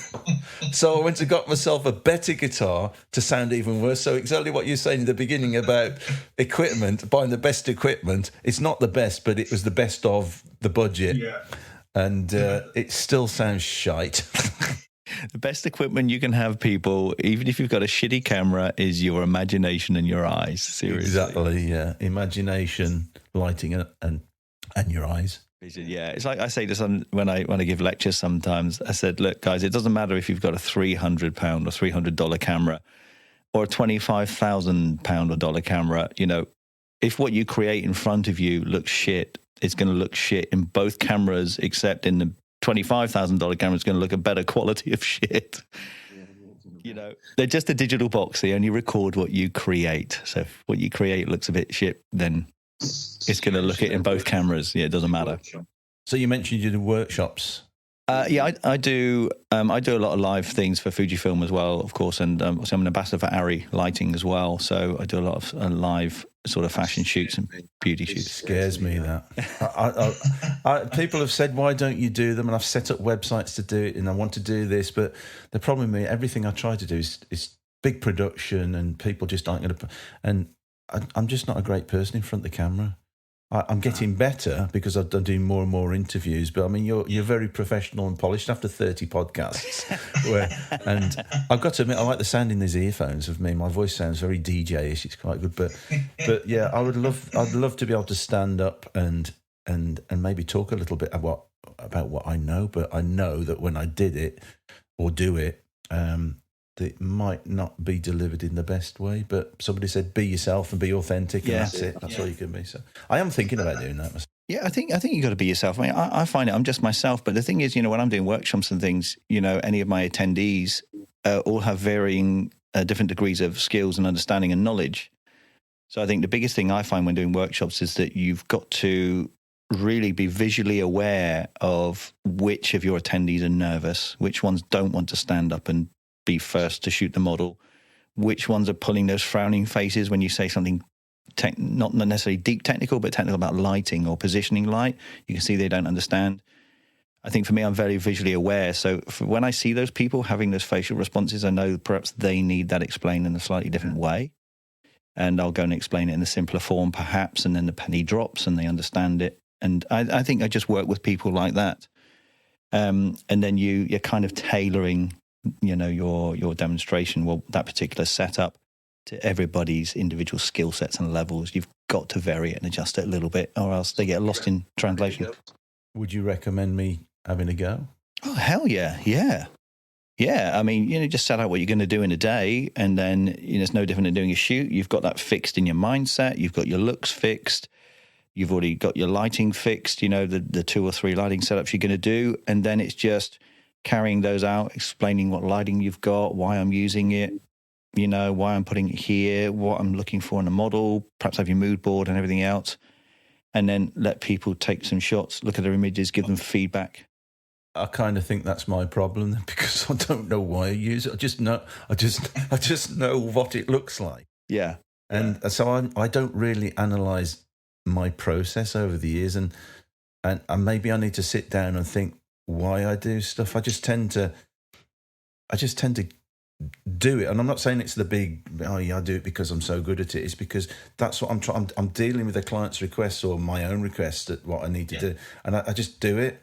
But analysing it to help other people understand why you're doing it and how benefit it's going to be to them is something I probably need to think about, instead of just saying, I'm going to do a workshop, just join me and you might be able to help me out on that if you won't mind, because I'm shocking at that type of stuff. To be fair, it's not everyone's bag. I mean, some people dread being in front of other people and what they're doing in a shoot and explaining it, and other people don't feel comfortable at doing it, or they just think it's not their thing, because even though they've got all that information on the inside, they can't always translate it and relay it on the outside in a formidable format. What we're like as creatives, sometimes our thought processes are a bit sort of jumbled. Overthink. Yeah. Overthink things, over-engineer stuff, Yeah, we're all guilty of that. Now, James, your commercial work, I mean, it's all extremely, let's say it's all extremely polished, but we can also see that you enjoy dabbling in the fine art side. Dabbling may not be the right word there. In the fine art side of photography, and you've been experimenting a lot with old analog processes and wet plate and everything else like that. In terms of looks, what are you enjoying about the more traditional aspects of photography? It's the process. When I was younger at university, Polytechnic it was then, I was fortunate enough to go to RIT, Rochester Institute of Technology, on an exchange, which is Kodak City. I got to see the original camera that shot Gone with the Wind, and I was introduced to a guy over there, John Wood his name was, and he was taught by Ansel Adams. He actually knew, and he knew this process called cyanotype and wet plate and gum bichromate. What's that? Because I was very naive then. And he showed me it, and I sort of, contact printing, sun prints they're called, cyanotypes. And it's something that I really enjoyed, that process, seeing something develop like in the darkroom. And yeah, I mean, I enjoy those processes, although it's quite tricky unless you've got a darkroom or some facilities. In fact, in my cupboard here, I've got some cyanotype chemicals. That was the lockdown thing, paper, everything to do. Ready to do it, and guess what? Like everything else, it's just been left on the shelf. It's literally on the shelf there. Because then over-analysing, like I just said, is do people really want to know that? I'm a fashion photographer, and that's what an advertising photographer. But yeah, so some of those processes have come through into my advertising work. So yeah, I mean, I'm trying to think of an example of where that would be, but I can't quite think of some of my own work that I've done.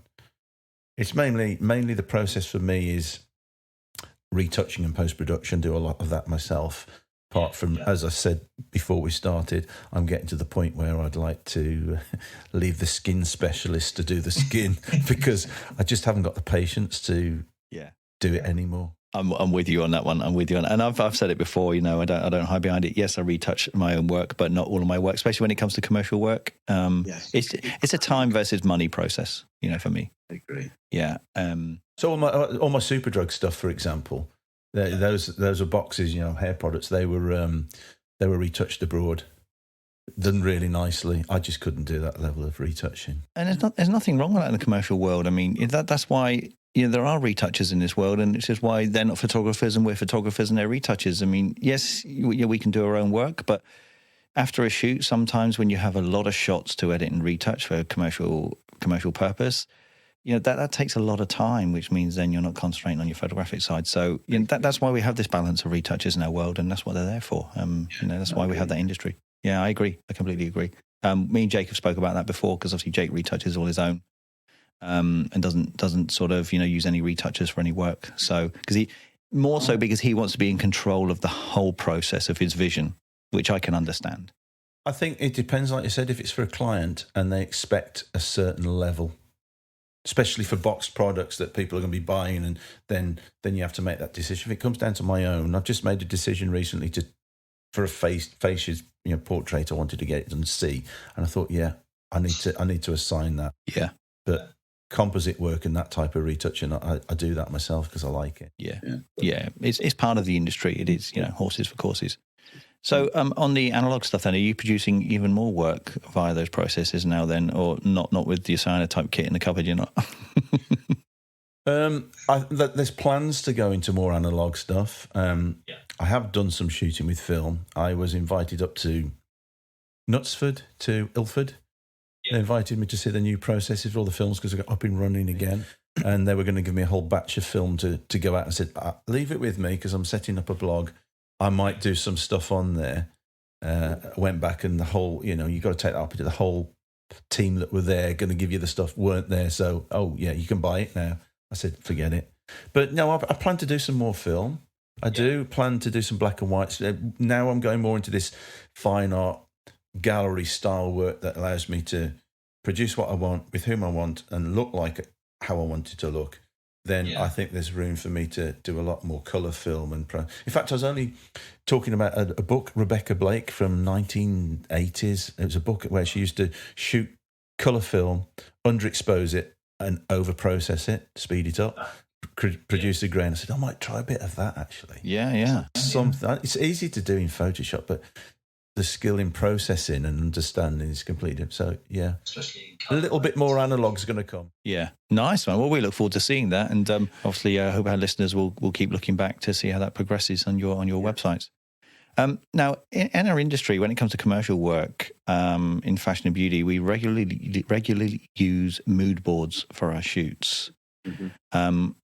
Would you like to tell perhaps our listeners that don't quite fully understand what a mood board is, why they're so important for us as photographers, especially in the commercial world, especially for, production quality? Okay, so I use mood boards quite a bit for my own stuff, for clients or whatever. And a mood board for me is a great way of getting everybody to believe the story that you're creating. If you can visualize it more than, you can get a PDF with loads of text on there, but 9 times out of 10, it's lost in translation. But if you've got a mood board, It helps deliver the message visually. And what a mood board means for me is the client comes in with a suggestion, you go out and do your research and you do your online recce, Google images, pull it together, bring other people's work in, create a board of maybe 20, 30 images, take it over different looks. You might have 8 or 9 different mood boards for each look. That can involve styling, makeup, hair, lighting, how you're going to change it. And it also keeps your shoots on track through the day. It allows you to try and put some timings against it. More so mood boards now, but when I was working on location in the past, I would use Polaroids. Yes. So I'd go out for a day, 2, 3 days recce in advance, shoot all the Polaroids, stick them into a book, and then in the book we put roughly f-stops, draw on them, and by the side of it we'd analyse the models. So then that was my mood board for then. So then put it down, this model, that location, this lighting. So it's moved a little bit away from that. I have got a book that I was going to put out in one of my journals about that, but yeah, so mood boards for me are very important in terms of setting the style, and if there's any problem, we just get everybody back together and say, look, here's the mood board. We're not copying it, it's just purely a visual representation of everything coming together and what we'd like to achieve. I think some people could use a mood board to just try and interpret it as it is. That's what we're going for, and that's the danger. Yeah, indeed. And I think for people that have never used one, it's there's plenty of information on the internet, but perhaps you use one for your next shoot and just make it very simple, not perhaps as complex and complicated as some of ours can be. Sometimes we'll have mood boards, like James said, that we'll have mood boards for lighting, we'll have mood boards for makeup, for color palettes, for posing, for style, all those kind of things. But you don't always need to go that deep. Just have a general mood board for the feel of the look you want in your shoot, and that will help you with model posing and things, especially if you're not very good at directing. I think a mood board is really good if you're talking to a stylist and you've not got a whole team around with you doing your own shoot. It's great for you to focus between the two and try and get the story together. So it doesn't have to be too intense like with clients' work and commercial. It can be very light-hearted, a couple of A4 pages with 4 pictures on it, just to give you and the stylist and the makeup artist a little bit of a point of reference, really. Yeah, indeed. And they can help almost in a way calm the mind a little bit for the more inexperienced photographer, and it's the duck on water thing again. It stops the old legs flapping in on the inside and getting a bit panicky on your shots. Gives you a bit of a visual reference. Now, I see you have a projects page on your website, and in there you have the street casting and street ink projects. And they're really interesting. Some very beautiful shots in there, and very interesting people and characters as well. Can you tell us about that? And firstly, are these just regular people you've photographed? Regular people on the streets? Yeah. So you're delving into a little bit of my psyche, aren't you? So you start to unravel a little bit more about what I do outside of just the posts that go out on the website. So at the end of the day, I'm a photographer, and whether I shoot fashion advertising, sometimes I like to take pictures, and I like to have challenges. And one of the challenges a few years ago is that you heard me previously mention a guy who's got this stock agency, Loop Images, which is also dying a death, really. But he said to me, James, why don't we team up? You've gone a little bit quiet. I'm a little quiet. This is about 5-6 years ago. He says, let's form a business and we'll shoot stock. I went, you know what? That's a great idea. Brilliant. I made 400 quid in 18 months. I shot 10,000 pictures, over 10,000 pictures, 4,500 got accepted as stock images in 15 different stock agencies around the world. Now you could say you're shite at what you do, or there's no business or no market there. And I'd like to say it was the second one, but not the first one. But the fact that you've picked up on some of those pictures means that they must be half decent. So part of it, so going to model agency and trying to do that, it was going to cost a fortune, blah, blah, blah. Yeah. Anyway, so we went to something called Star Now. Star Now, for anybody who wants to know, if you're an upcoming photographer or you just want to get some models and things, if you go in there and you sign up, you can get on there for free, but you might have to pay if you want to post your casting or whatever. We went on there and we found all these people. So we just put casting, London, city centre, tattoos, show up, and then give them a little bit of a brief. So these were 2 or 3 shoots that I did like that. So they're just people who turned up. So wannabes, maybe done something, maybe a model wanting someone. So it was a mixture, but predominantly most of them, I'd say, right, you got 3 minutes. You're going to be in front of the camera. and I'm going to ask you a couple of questions, then I'm going to photograph it, and then we're going to video it. And then from there, they'd do a sign-off, and we put it into the stock. But these, I've always kept the images, and I really like them because it's a different me. Yeah, sorry. Yeah, and I've just started to use them now. So the projects was something I was a little bit twitchy about putting on there, but I just thought, it's people, lifestyle. Fashion is a person, fashion is a location. It's the same thing. So, you know what? All these walls about you do this, that, and can't say anything. I've gone, forget, I can't be bothered anymore. I'm tired. It's just me. The restraints. And that's what I'm doing now. So whether you like it, if you like it, you like it. If you don't, you don't. And agents tend to not like it. So, you know what? Forget it. I'm not bothered with you. And is this an ongoing project? Is this sort of an ongoing thing then? Ongoing projects. So these are things that I tend to do. I've got quite a few on my blog, actually, which I've got quite a few on there. And I'm looking for different things all the time. So there was one that I was trying to set up.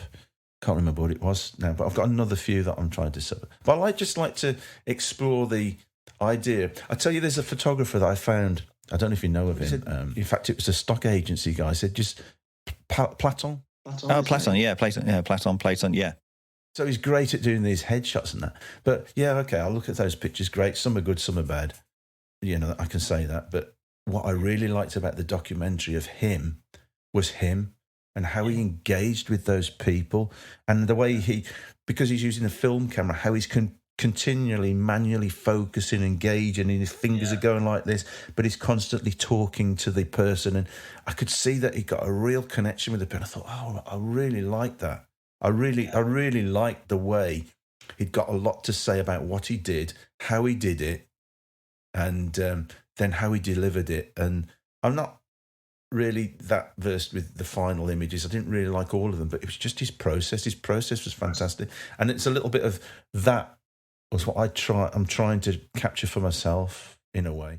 Yeah, because we all, sometimes as commercial photographers, we all get stuck in that commercial rut, don't we? And we forget to let go of those constraints. But understanding the process, I think it's good. Yeah, and Platon's quite an exuberant character in himself anyway, isn't he? Maybe if you've got a link to that documentary, I think our listeners would probably love to click into that, have a look at that to understand that. It's on Netflix, actually. Oh, cool. I'll send it to you afterwards. Yeah. We'll drop it in the show notes. Yeah, no, it's a good watch. And if you watch, it's his subtleties of communication. The camera is just secondary to what he's doing, which for me is completely different because camera and what I'm doing is the forefront of the idea. But he was just, it's just part of my hands. I'm not really bothered about that. I'm just going to take snaps. It's just a tool. You watch the process. It's fantastic. Oh, that's interesting. No, but I mean, go back to your project. I love your projects. I mean, so for people who wonder, just go to jamesnader.co.uk's website and go to projects, and you'll see all these street portraits and tattoo portraits. I think they're awesome. Now, one thing I see on that, because I've got that in front of me, is obviously you shot them in studio, which frightened you to death. But just out of interest, what lighting are you using there? Because obviously I see the same ghosted shadow behind them. It's very, very subtle, but it almost looks a bit like a ring flash shadow, but a bit more softer. You're not far off there. Yeah, so...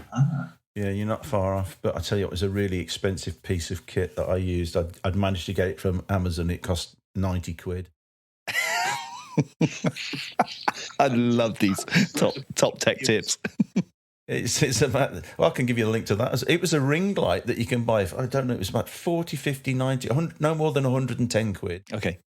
And it goes quite bright, and you can turn it up. It wasn't a bi-colour, so it was just the light that was there. It was a flash unit or continuous light? No, it's LED. Oh, okay, cool. LED quite a bit, so not flash. I have got ring. I've got the Bowens, as we know, ring flash, but I don't use it because it's like clunky. But that you just pull it out. Don't know where it is. Pull it out, put it on a tripod, and put your camera in the middle of it, and that's it. Because you can use your ISO to clean up the whites and everything like that. So that project Street Casting was shot entirely with a ring LED light for 100 quid. Nice. I mean, some of the f-stops would be like f8, f11, f8, something like that. And ISO, I tend to use around 400, 640, something like that. So I'm not really worried with that lighting about using high ISOs, I'm not really that bothered. But it affects the picture. But yeah, so there's a few in there. I'm just trying to see what else is in there. I think they're brilliant. And what I love about stuff like this, when it's not commercial, is that the individual characters of these people coming out in their shots. Yeah, it's just real people, real characters, real moods and expressions. And that's what I think makes this series, I'm going to say, it's just so beautiful. It's just the character of an individual. The tattoo one, for example, which is underneath, that was different lighting. I was just looking because I've got the website in front of me now. Oh, yeah. So that was Kino lighting. So, you know, the fluorescent tubes. Yeah. So that's what that was. But normally when we're in a studio, we'll bring the models away from the background. But sometimes for me, it's nice to get them close to the background. And sometimes when the backgrounds are crinkled, it just, you know, do things that aren't always clean is what this was about. You know, it's like turn up, give it a go. But all of these were directed by me. So what I mean by that, it's not that I was a great director. I'd say to them, right, 3 minutes. This is what I want you to do. I want to show you personality, blah, blah, blah. And then I'd work with it. So as soon as I started to get something from there, do this, that's great. Now, do a bit more of that. Can you do anything funny? Can you do this? What about winking? Stick your tongue out, magazine. And then they started to understand what they were getting. And then they'd just fire off and do it. Say, right, thanks very much. Give your name to what's his name over there. And there's a whole sequence of shots where they stand there holding the card up with their name on. Yeah, of course. And then, because the idea was, this was a casting, so I could use them for stock photography. But then I realised that this was a better way of doing it. So... But yeah, I mean, if you carry on down, you can see them. They're holding the name cards up. Yeah. I can see that now, and it's nice that you're just shooting all this continuous light as well, not flash. So you know, a lot of people are afraid of that as well. You know, what you see is what you get. That's for me the easiest thing. I can, if I'm seeing what I'm getting, I just get on with it. And you probably say this is bad photography, but when I get flash in front of me, I find it tiresome trying to. You guys are experienced more than me in using flash and getting it right. Even with the single light, it's when I see that picture come back to me, on the camera, I go, that's not what I'm looking for. Yeah. And then I find that I'm having to search in my memory banks to how it's going to be processed. Whereas when I'm looking at this, because it's available light, ambient light, LED light, I'm getting what I see. Yeah, I understand what you mean. Yeah, it is nice to shoot continuous light to get that. Yeah, I completely agree. And these projects, are these? You said it was a casting. Are these because you're going to use them for stock? Are these all unpaid sort of shots for these people doing the casting? Yeah, so these are all unpaid. They just turned up. They all got pictures out of it, and I just developed it into my own personal projects. And I've got a few more of them, and you can see more in different areas of websites and different links and things like that. Yeah. Beautiful. Now, another thing I'd just like to touch on a little bit, and it's not so exciting as seeing beautiful imagery and the process and learning the process behind it, and you know your vision and your input, and that is marketing, and more precisely in marketing is SEO or search engine optimization. I know we've had a brief conversation on this previously. SEO on Google. And why it's important for us to not ignore it if you want your business to get found on Google. And it's something that I feel a lot of photographers either miss, or they don't know, or they don't know about, or they ignore. So for our listeners, why is it so important that we pay attention to SEO if you've got a business? Well, okay, so SEO is probably the most important thing you can do, really, with anything that you do. More important than Instagram, more than important than any of the social media, because you don't actually own any of that content. And if they pull it offline at any time, you've lost everything. So the key is to get into your own websites. I'm a great advocate of, and I don't want people to take this the wrong way, because I've done it, but the likes of using Wix and Squarespace and Photo Shelter, and I've been on all of them for 2 years apiece. The problem is they say they can do SEO and Google rankings. It can't. The best way you can get in control of your business as a photographer is to create your online WordPress website. And I can corroborate this because, a little backstory, I had an agency. It was web-based agency with creative processes on top. I spoke to our hand coders. I used to own it, and the hand coders told me and showed me the processes of how to keyword and optimize. And you know, as we said before, I got to page 1 of Google. It's dropped a little bit, but I was number 1, and I haven't touched that for 13, 14, 15 years. It's been there. I've never done anything. That's the power of SEO and backlinks. Backlinks are very important, but don't buy backlinks. Make sure they're off. What a backlink is, Wayne, you link to my website to a picture and you draw it into your blog or to this podcast website, that's classed as a backlink, and a quality backlink because of your social standing online. It gives Google the impression that because you're looking at it, oh, we like that. It's a little bit higher up the ranking. And it's a lot of backlinks. You can go to Fiverr or any People Per Hour and you can buy yourself 1,000 backlinks. It doesn't do anything, but SEO is very important. It takes time when you optimize your images with your alt tags and SEO on your website. Everything is SEO'd, and there's a lot of plugins that you can use within WordPress. So I don't get anything from WordPress. All the websites you can see apart from my .co.uk you're looking at now are WordPress. Yep. Because you're in control. Once you learn that process yourself, you can then start to sit and understand how to SEO your website, your images, your everything. And the quickest thing, this is a little tip, the quickest thing to get linked onto Google ranking is a blog post within WordPress. Yeah. So if you did a blog post in your blog on your WordPress website within a week, you'll see it pop up for your keywords. And that drives people. And it's just, I'm going to be putting something out. I'm not going to advertise it, but I'll be putting something out to help people based on my experience. And I can talk with a high level of knowledge about doing this because I've done it for 10, 12 years and proved it. All the websites that I create pop up on the website positioning page 1 or 2 within 6 months. Nice. Yeah. See, I mean, I'm guilty of that. Mine suffers. I mean, I use SmugMug for my website host because I'm lazy. I didn't want you to, don't take me wrong. I didn't mean to annihilate any of them. Oh, no, not at all. I do know what you're saying technically. Yeah. But I use SmugMug now. Sadly, the downside for me, which does annoy me, sorry, SmugMug, is that they don't have a blog feature in their website format. And I have to use an external blog page to link into my main SmugMug page. And we've asked for it for years and it's still not come about. And that annoys me a little bit, really. It's not a hard thing to put into the website system. And I just wish SmugMug would sort that out. There you go. Speaking honest and out loud. That's nice of you to share that with us. It's true. I mean, I was only listening last week about the power of Instagram because I was looking at why my likes have dropped, and people could say, well, your pictures are shite compared to how they used to be, or whatever. But I've known there's a lot of things because actually, that Facebook own Instagram, and Facebook is now marketing, and now they're doing the same with Instagram. Yeah. Now they're shutting down TikTok, and it's like, what's next? They don't want us to do anything. It's all about money, but they actually own your content and they own everything. So you've got to focus on what you have, your own lists, your own, like your Podlemania. That's great. Yeah. You've got access to people. You can talk to people. That's one thing I don't necessarily have is a platform really to engage with. But once you're doing that, you're in control of everything you do. At the moment, everybody's relying on other people providing you with a service that they can withdraw or block you because they don't like your hashtag. Yeah.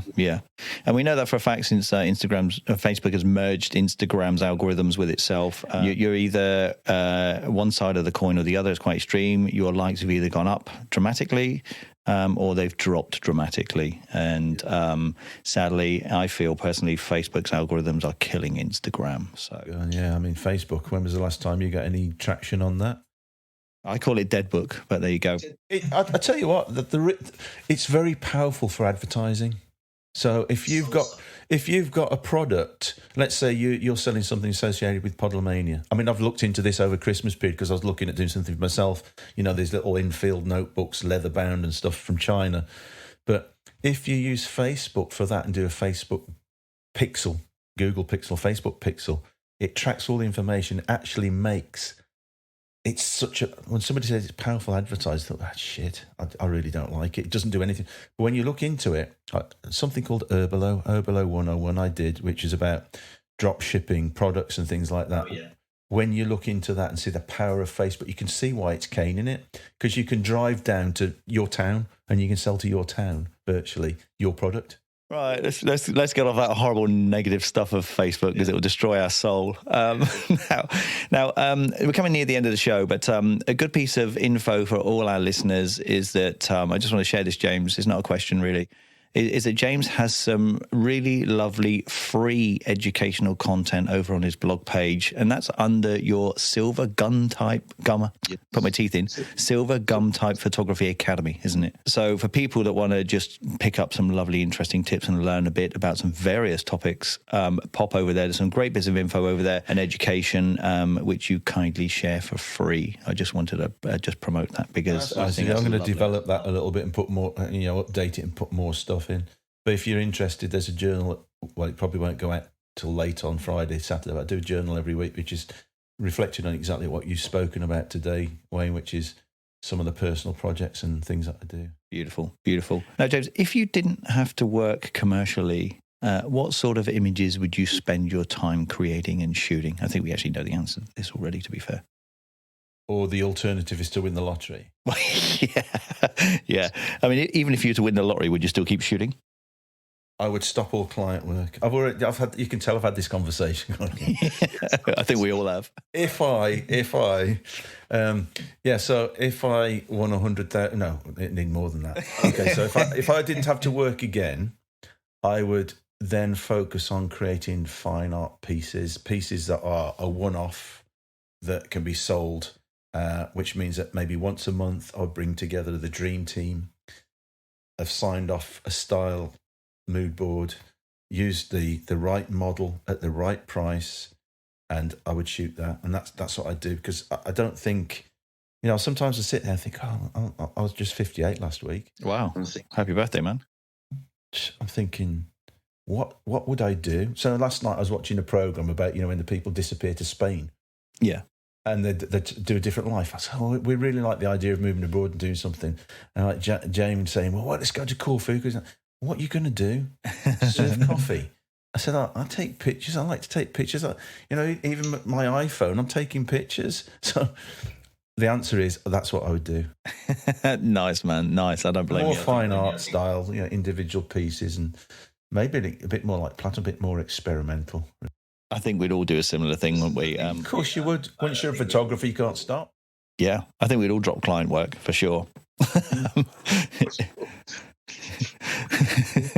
So before we round off the show, do you have any exciting projects you're working on at the moment that you can share with us? Well, there's a few. I've probably forgotten there because I sent them through a few weeks ago. But okay, so what am I working on? I'm currently working on my fine art website. Also, I'm trying to develop my blog.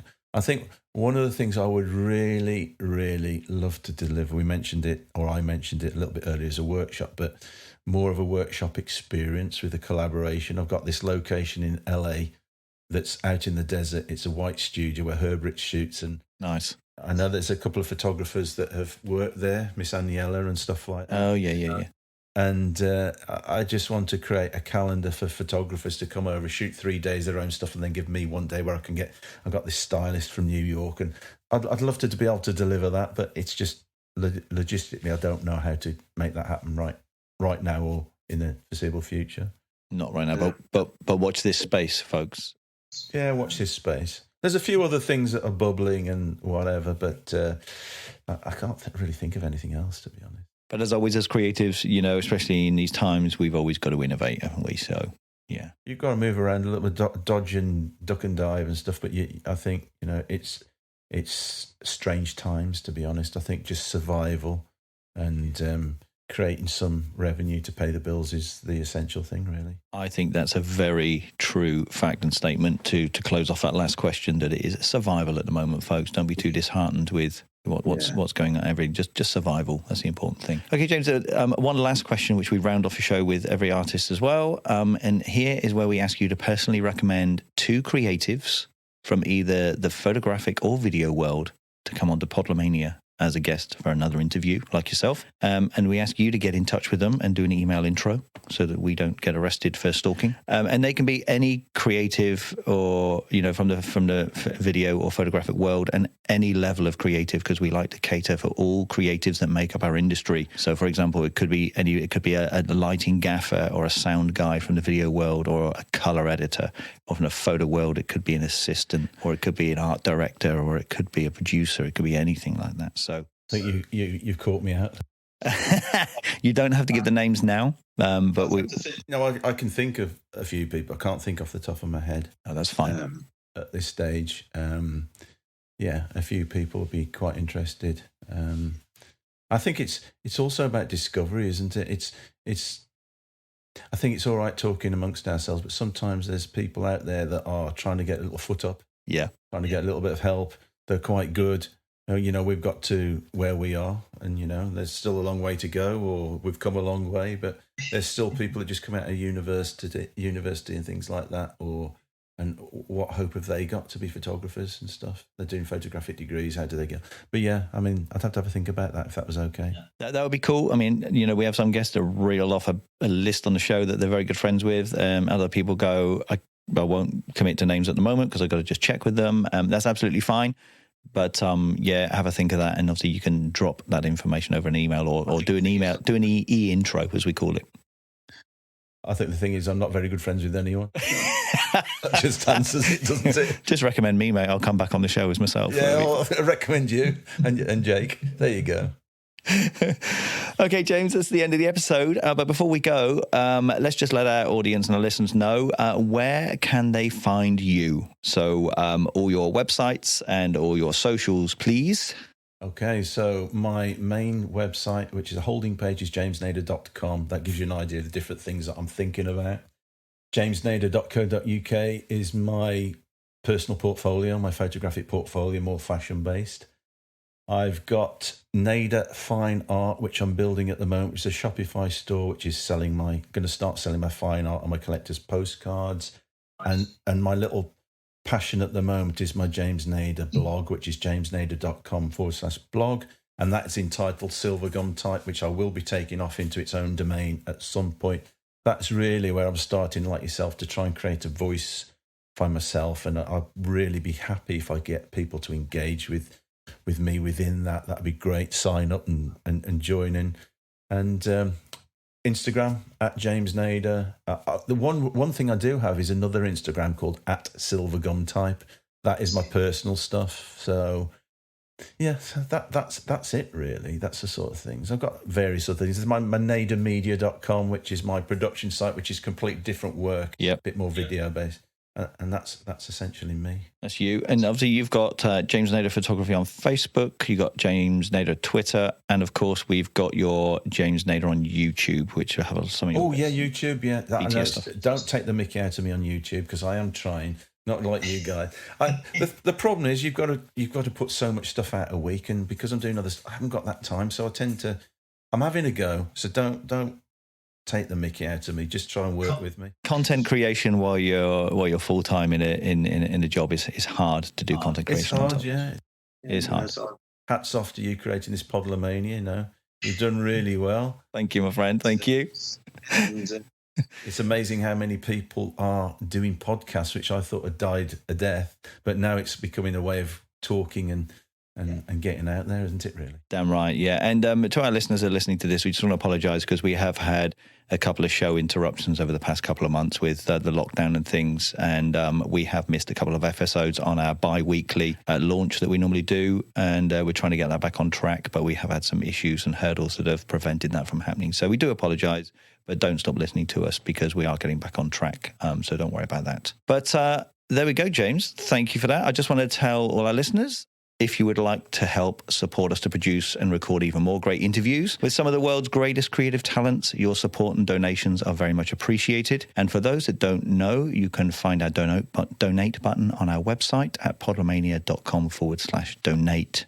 Even $1 helps to keep the show running, so we appreciate that. And remember, if you like this episode and you don't want to miss out on new episodes, then please make sure you subscribe to us on your chosen podcast player, or you can subscribe to us, the podcast at podlemania.com/subscribe. And remember, you can find us on Apple Podcasts, iTunes Store, Stitcher, Spotify, Podbean, and podlemania.com, as well as about 35 other different podcast players where it farms out from. But remember, please give us a like and don't forget to comment, especially on Apple Podcasts, because it does help in our rankings.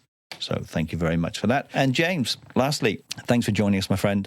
It's been awesome talking to you and getting a small snippet of your life as a photographer in the creative world. Thanks for having me. I've really enjoyed it. That's been. It was not as hard as I thought it was going to be. I did tell you it'd be quite relaxed. Probably when I hear it back, I think, oh my God, what have I said? But it's nice to suddenly get a voice to what I do, to try to just be ordinary, No, it's been nice to finally get this down, man. It's been really, really good. Yeah. I'm sure we'll do more in the future as well when you have some interesting projects. Do some more. I'd love to meet up with you guys and let's see if there's something we can maybe do together or talk about or film or I don't know, whatever it is. Just keep me posted. Certainly. We'll make something happen. That word collab sounds like fun. And we've definitely got to have that beer time. I think, we've missed out on that in past times, have that beer. And thanks to all the people that have maybe just listened to me talk. That's cool, man. We'll just record it. We'll just record the conversation. It'd be cool. Right, everybody, thank you for listening to this episode, and we look forward to catching you all in the next one. So from us, that's a big goodbye, and we'll see you in episode 31. Thank you, James. Thank you very much.